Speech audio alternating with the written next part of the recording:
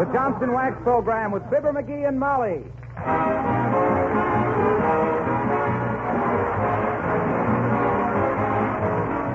The makers of Johnson's Wax and Johnson's Self-Polishing Glow Coats present Fibber McGee and Molly, written by Don Quinn, with songs by the King's Men and music by Billy Mills Orchestra.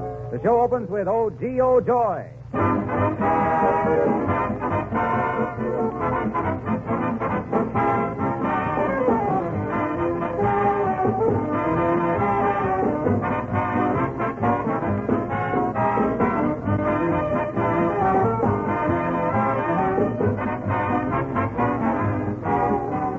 Is there sabotage in your garage? You know what I mean? Like the rest of us, you're probably not driving your car as much now as you used to, and it sits around in your garage a lot of the time. But even though you don't use it much, you want to be sure the finish isn't deteriorating by occasionally cleaning and polishing it with Johnson's Car New. If you take care of the finish with Car New, your car is still going to be new-looking with its original showroom shine when it goes back into full service. Fortunately, Car New costs very little, and it's very easy to use because it cleans and polishes in one application, and in quick time, too. You don't have to spend an afternoon polishing your car with Car New. Many car owners tell us they do the job in an hour. Even if it takes you a little longer, you'll say it was a job well done, time well spent. If you want added protection for the finish, if you want to save on car washing, try adding a coat of Johnson's Auto Wax or regular Johnson's Wax. But first, clean and polish it with Johnson's Car New, spelled C-A-R-N-U.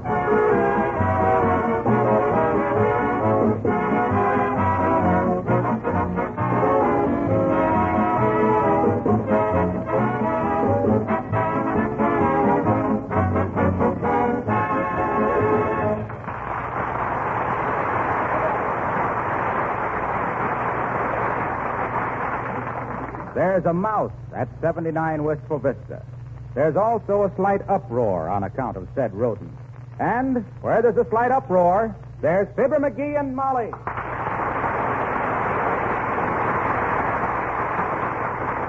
Now do something, McGee. Hurry, I can't stand up here on this table all afternoon. Okay, but what do you want me to do? Lie down in front of the baseboard and switch my tail and meow? No, but Sherry Moy says I can get down. Oh, all right. Go ahead. Shoo. How's that? Well, that ought to do it. Now help me down, please. All right. Come on. Step on the chair and then on footstool. That's it. Imagine that. Takes me 3 careful steps to get down, and I went up in one graceful bound.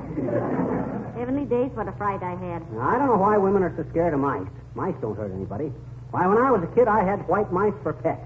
And I always thought, what's that? Get him off me. No. Take him off me. He's gone. No. Stop jumping around. That wasn't a mouse. Your garter's dangling. Must have busted it when I peeked under the Davenport. Hey, we got a mouse trap? No, I don't think we have. I'll have the hardware store send one over. Give me the phone. Hello, operator. Give me the hardware store next door to Mert. How are you, Mert? How's every little thing?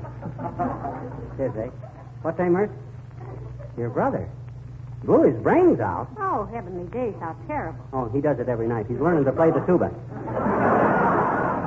What's name, Mert? Okay, I'll call later. Say, how does it happen that whenever you get Mert, you don't get the number you're calling, McGee? Shall I call her back and ask her? No, not that. Now, let's see. How can I get that now? Hey, we got any sardines? Yes, I think we have a couple of tins. But Right. do mice like sardines? I don't know, but I do. I thought I'd make myself a sandwich and think this thing over. Oh, no, you don't, dearie. The first thing on your program is get rid of that mouse. Well, mice are pretty smart little reptiles, so I got to figure this thing out careful. But I'll outwit the little beggar. When I really map out a campaign, I'm invisible. You're what? Invisible. Nothing can beat me. You mean invincible. I do not. Invincible means something you can't see. Like the Invincible Man. No, that's invisible. Oh, yeah? Well, where's the dictionary? In the hall closet. You win. I'll concede it.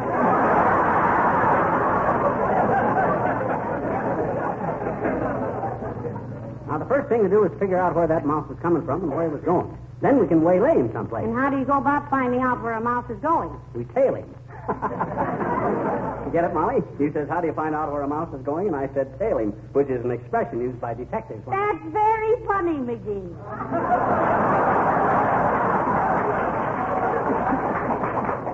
It is? Oh, well, I got to get to work. Now, where'd you first see this little Disney dinosaur? I saw him coming out from behind the bookcase. The bookcase, eh? Smart mouse.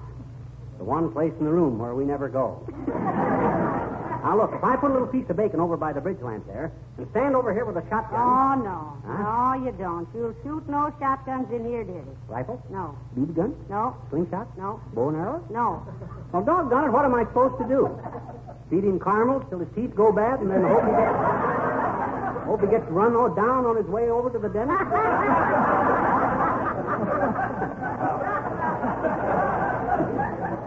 Padding my part. Now, listen, I'll have no violence getting that poor little fella now. So get busy, mastermind. I gotta go clean upstairs.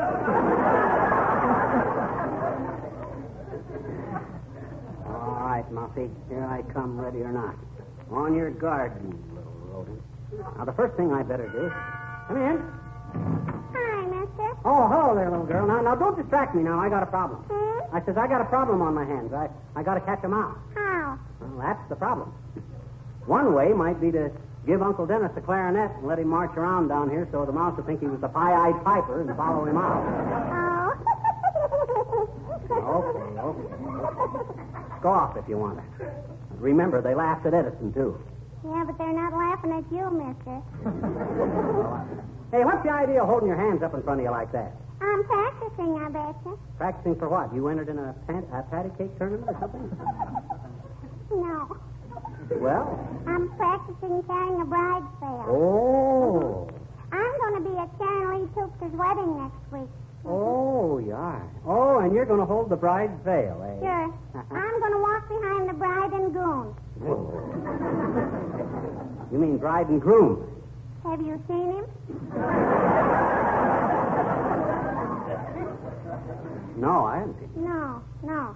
So, I'm going to walk behind the bride and groom and hold up the veil so it doesn't get the carpet all dusty. That ain't the reason they hold up the veil, sis. Well, why do they then, mister? Why do they? Well, they do that so the veil won't get dusty. Because 7 years later, that veil is going to come in awful handy as a curtain for the bathroom window. Now beat it, sis. I got to catch a mouse. Oh, you going to use a mouse trap? No, not me. A mouse trap is crude, sis. You see, with me, it's a matter of strategy. I says it's a matter of strategy. And there's 3 kinds of strategy in catching mice. You can trap them, or trick them, or use violence. We ain't got a trap, and Mrs. McGee don't want any violence, so I got to trick him. So, you mean it's the mouse's brains against yours, huh? Yes, sir. And when I get... Hey, where are you going? I'm going out and get you a mouse trap. So long, mister.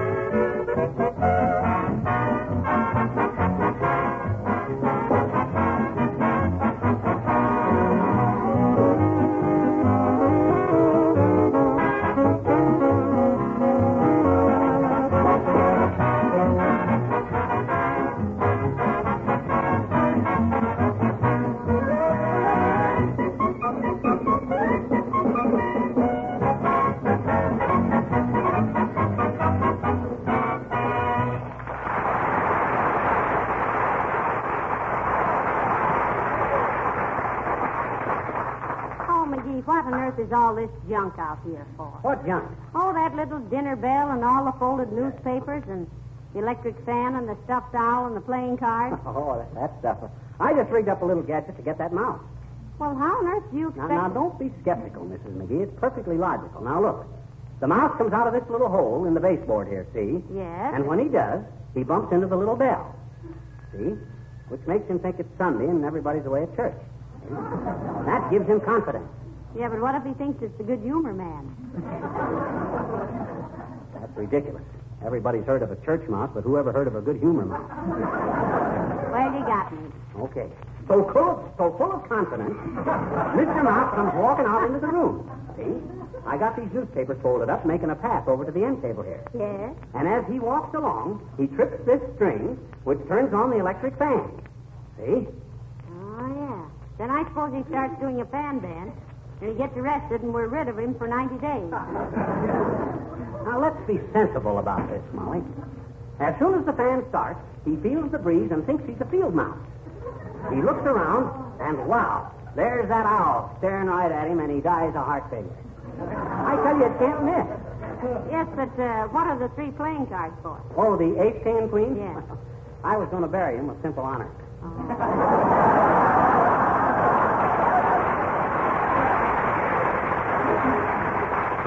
Now, shut off the fan, Molly, and I'll rig it up again. Maybe it would have been better if I'd have pretended I never saw that mouse. No. Don't get discouraged. I'll get the little varmint. A little what? Varmint. What on earth is a varmint? Well, a varmint is it's something that lives around the same place you do. You've heard the old argument, which is more important, heredity or environment? For a minute there, I thought I had you, dearie. Come in. Hello there, kids. Uncle Dennis here? No, he isn't, Mr. Oldtimer. He's out just now. Where'd he go, daughter? Well, I think he went sailing with some elderly friend of his. What gave you that idea, Molly? Well, I heard him say he was going out and talk some old granddad down the hatch. That's pretty good, daughter. But that ain't the way I heard it. The way I heard it, one feller says, t'other feller, say, he says, is it true the Japs are attacking Alaska just to save face? Can't be, says t'other feller. I've seen their face, and I don't know why they should want to save it.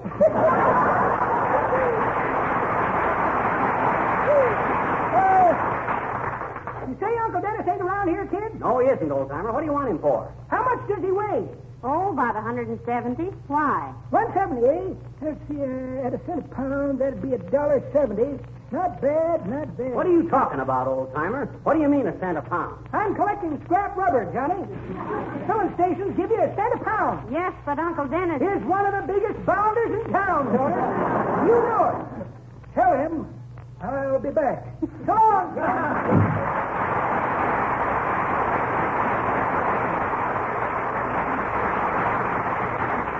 That, McGee. You know, Uncle Dennis is not a bounder. No, he's more of a cad. General Motors will pardon the expression. He's not a cad either. He may have his weaknesses, but he's a well-educated, well-mannered gentleman. Mm-hmm. I'll have you know he studied law for several years. Did he graduate? Yes, but he could never pass the bar. Now, this isn't catching the mouse, dearie. Now, get busy. Hello, folks. Oh, hello, Mr. Wilcox. Hi, Harlow. You got a cat? A cat. Yeah, a cat. C-A-T, cat. McGee, you rascal. Huh? You've been holding out on me. I never knew you could spell cat. Oh, I'm sorry, Fibber. I have no cat. Will a Cocker Spaniel do? Nope, we got to have a cat. This house is overrun with a mouse. Yes, it scared the daylights out of me this afternoon, Mr. Wilcox. Believe it or not, I was up on top of that table before you could say scat. What? Why, I couldn't jump up there myself with a running start. Well, I don't blame you for being skeptical, but... There's that mouse again. See, Harlow? She did it again. Now do you believe her? Here, Molly, I'll help you down. McGee, now, do you mean to stand there, the man I used to love, and tell me you just did that to show Mr. Wilcox how far I could jump? Oh, I didn't want anybody doubting my wife's word, sweetheart. Don't get mushy with me. The idea. Here, help me down. There, take my hand, Molly. Now, that's it. Thank you.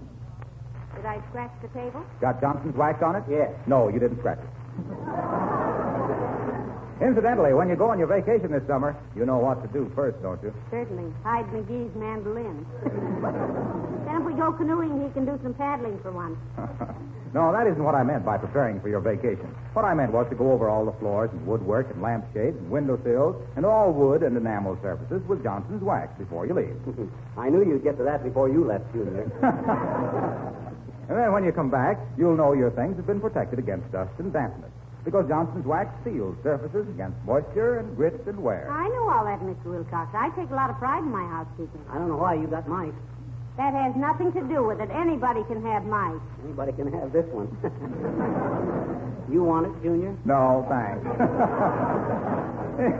Incidentally, where are you going on your vacation? Well, we haven't decided, Mr. Wilcox, what with saving tires and gas and cutting down on pleasure driving. We probably won't be doing anything very fancy. Hey, I got a great idea, Molly. What say we take a long walking trip? Walking trip? Yeah. Are you serious? No. I thought so. Well, you even thumb a ride when you go down to the corner to mail a letter.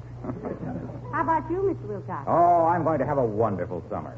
I'm going to talk to Mike about... Mike? Who's Mike? Well, that's what we call a microphone in radio, Fibber. I'm going to talk to it about Johnson's Wax on our summer show. Oh. Well, I'll see you later.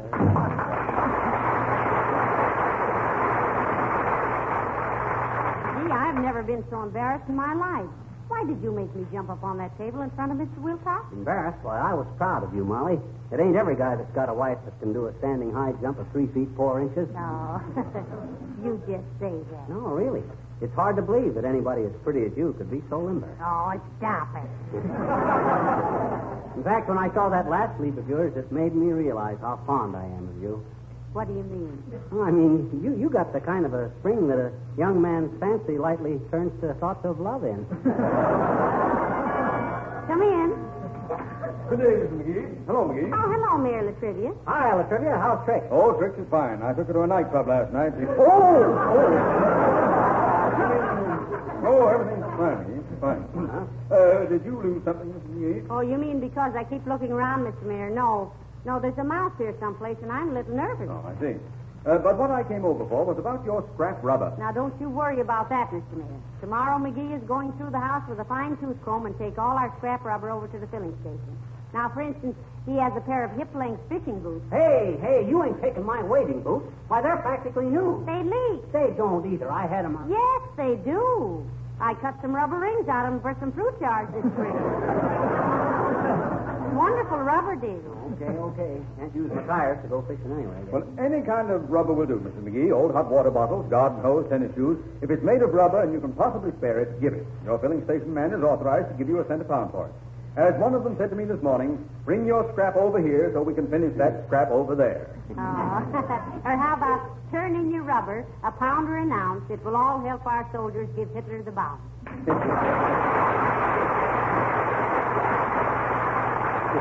That's very good, Mrs. McGee. Oh, it's nothing. It's merely an old saying I just made up. How's the rubber campaign coming along, LaTrivia? Splendidly. The citizens of Wistful Vista are responding nobly. They realize the time has come to pitch in and help. The time has come, the walrus said, to speak of many things. Of shoes and chips and Johnson's wax and cabbages and kings. We just want rubber, Mrs. McGee, not shoes or cabbages. No, she was just quoting from Alice in Wonderland, LaTrivia. I know. I'm just saying that cabbages are not pertinent to the subject. Are you accusing me of being impertinent, Mr. Mayor? Why, certainly not. I merely remarked. You better be careful what you merely remark, LaTrivia. My wife is never impertinent. I didn't say she was impertinent. I only said that cabbages And were don't not... be so snobbish about cabbages either. I like cabbages. As it happens, I don't care for it. But that's neither here nor there. Oh, he don't like cabbage. Cabbage ain't good enough for him. No. You're a snob, LaTrivia. I am not a snob. Just because I don't like cabbages, don't... Why don't you like it? It always gives me... Never mind why I don't like it. Oh, you won't talk, eh? Secretive, eh? Here's a supposedly good American mayor of a good American city, and he don't like a good American dish like cabbage. Yes, I wonder if the Dice Committee knows about this. I don't care. Just because you twist everything I say doesn't mean a thing to me. There's free speech in this country, and I'll say what I please. That's the spirit, LaTrivia. Spoken like a good American. Good for you. A mayor to be proud of. Let's give him 3 chairs and a tiger. Get 3 chairs out the dining room, dearie. Okay, but where'll we get a tiger? Hey, LaTrivia, you know where we can find a good... Never mind. Hey, how would you catch a mouse, LaTrivia? I'd import a few Russians. They seem to be pretty good at exterminating rats. Good day.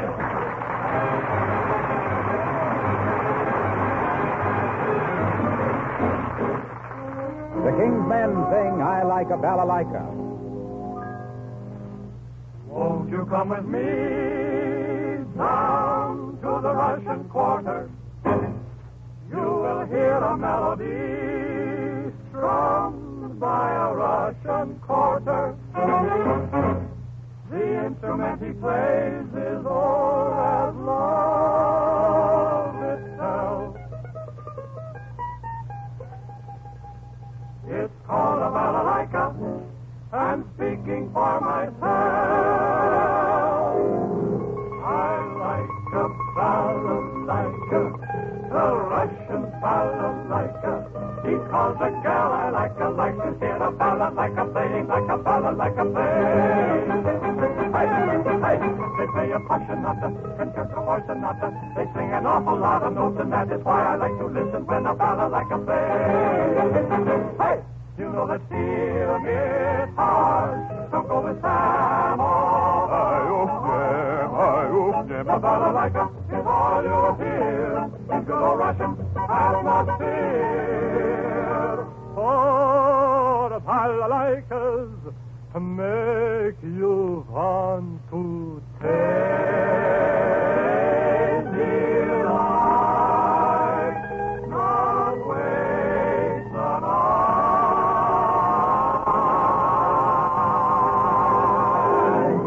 I like a balalaika, a Russian balalaika. I have no special reason why I like a balalaika, only that the girl I like to hear a balalaika playing like a balalaika play. Hey, hey, let your heart tingle, let your brain tingle, who lives in got to mingle, a fellow can't say tingle. Oh, I like a balalaika song.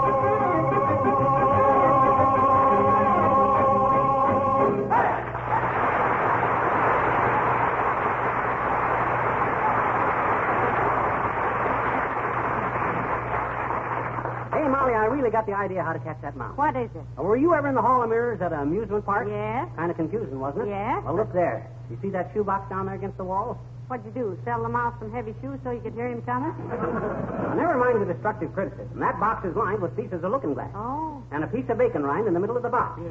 Mouse goes in, grabs the bacon, looks around, sees 57 other mice, he thinks, and gets panicky. Forgets how he got in.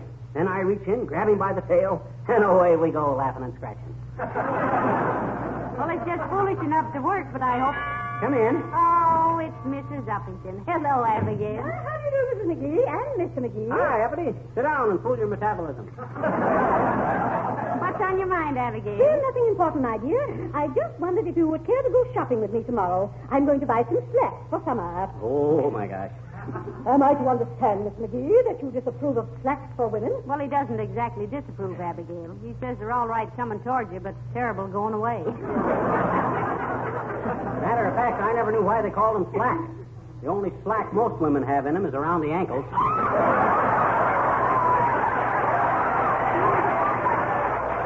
Well, I'm afraid you have a very mid-Victorian viewpoint, Mr. McGee.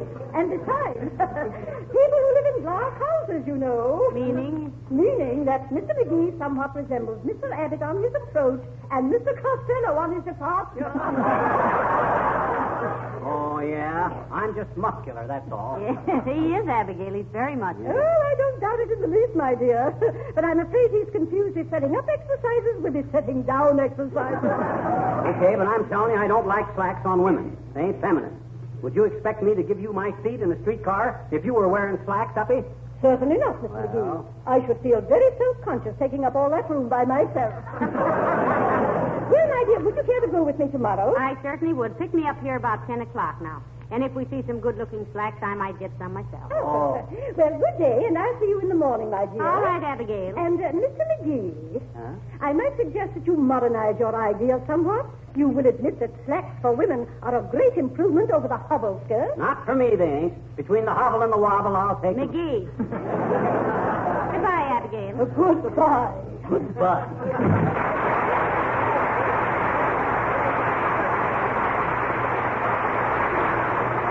McGee, don't be so rude to Mrs. Uppington. You know, she's really very sensitive. Sensitive my elbow. She's as thick-skinned as a cantaloupe, which is probably why she can't.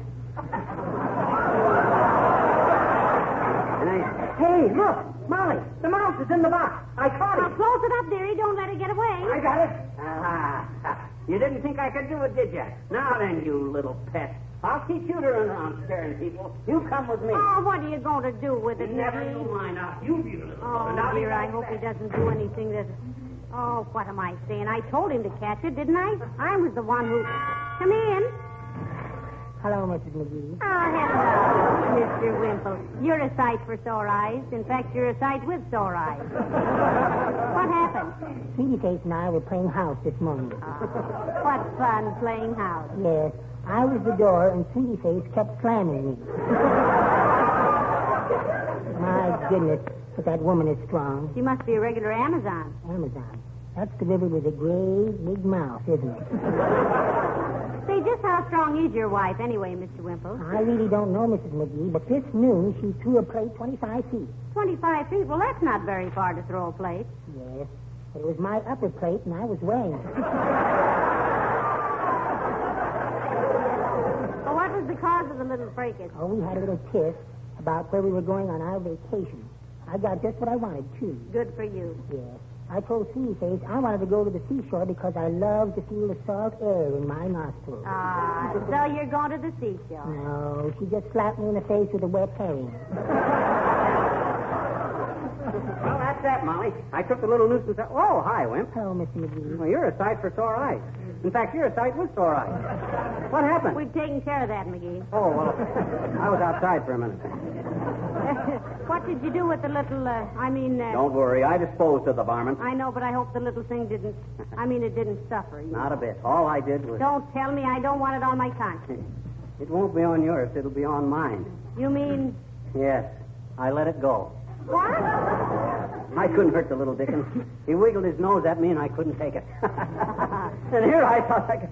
Hey, there he is back again. Right under your feet. Oh, now, tell him. Hey. Get off your table, Mr. Wimple. I got here first. But I always sit on tables, Mrs. McGee. Move over. Get away, you son. Oh, sweetie, please.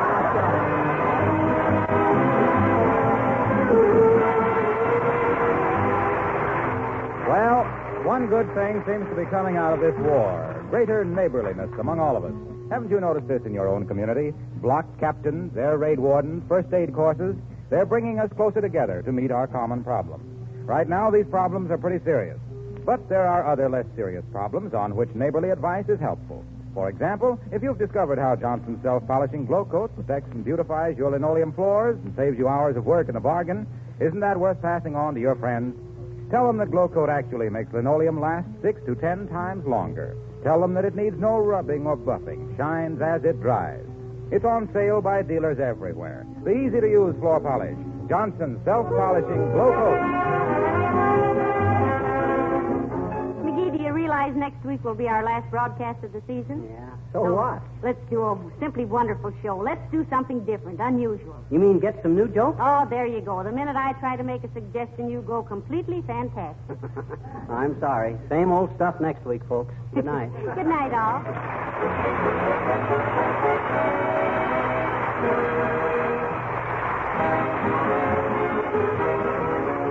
This is Harlow Wilcox speaking and inviting you all to join us again next Tuesday night at this same time. Good night. This program came to you from Hollywood. This is the National Broadcasting Company.